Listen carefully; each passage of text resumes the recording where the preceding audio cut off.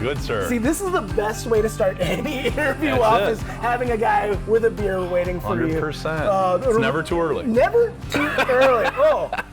What we've got here, drink first always. 38-degree Hefeweizen, German-style Hef, very cloudy. It's got a lovely little banana cloud. and clove flavor. It's a traditional style Hef. It's one of our flagships, so I thought it'd be a good way to start the day. It's like a Gatorade, basically, but not really. More of a beer. A beer? It's a beer-ade. A beer-ade. Yeah. So we're here at Lena Brewing Company, and this is, I mean, you guys kind of like really bumped up out of nowhere. I feel like all of a sudden I was driving down 20, and here you guys are just on the side of the road, just popping up. Yeah, so we took an old Perina mill and converted it into a furniture store first, and then we converted part of the store into a brewery. And so it's been my dream for a long time to make my own beer. Through college, I certainly drank my fair share, and I thought, you know what, why not make it? So we started out humble with a 15-barrel brew house, which is kind of a mid-tier, I would say, scale brewery, brew house. We can make a lot of beer on this thing. Yeah, this isn't a full nano. No, this is full production scale brewing, but it's on the smaller side of that. So 500 gallons per batch.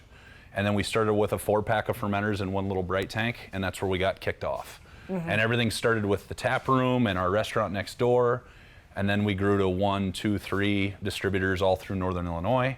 And now we're in Wisconsin, Indiana, places like that. Yeah, you're making your way out of the state. Yeah, That's and huge. we're doing contract stuff that way. So just in the last 2 years, which is crazy because it was, COVID and all that stuff, we've added, we basically doubled our cellar, and then we've quadrupled our cellar with the new tanks that just came in.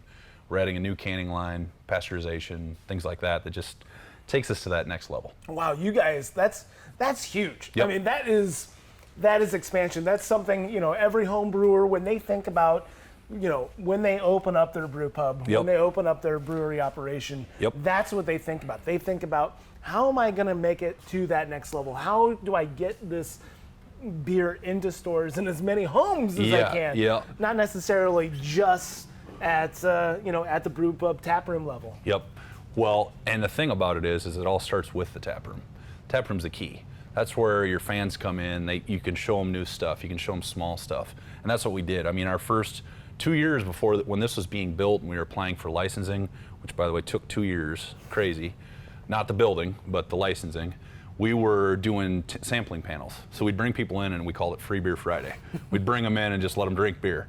Now I'm gonna be honest, not all that beer was good because we were learning, and we made 220 small batches. And we took those and built our base recipes and grew from there. So we've been through the ringer as it goes, and then in the last 8 years of distribution and learning about logistics and all that stuff, we've kind of slowly built up to where we are today, and we're pretty excited about it. So we just tried to take some of the design elements that we use, throughout the brewing process and really just incorporate it. And the cool thing is we made a lot of this. One Sunday and a case of beer, we made that back bar shelving, me and one of the plumbers. We threaded and put all this together. A friend of mine and I put together this bar. This is 1,800 pounds of hot rolled steel. Hot rolled steel. Half inch. Oh, jeez. Yep, we call it, it doesn't matter how heavy you are, you can get on this thing and you can't hurt it. You know what I mean? Girls start dancing on the bar, no worries. And I've run bars where I'm like, oh, not over there. It's a little spongy. It's a little spongy.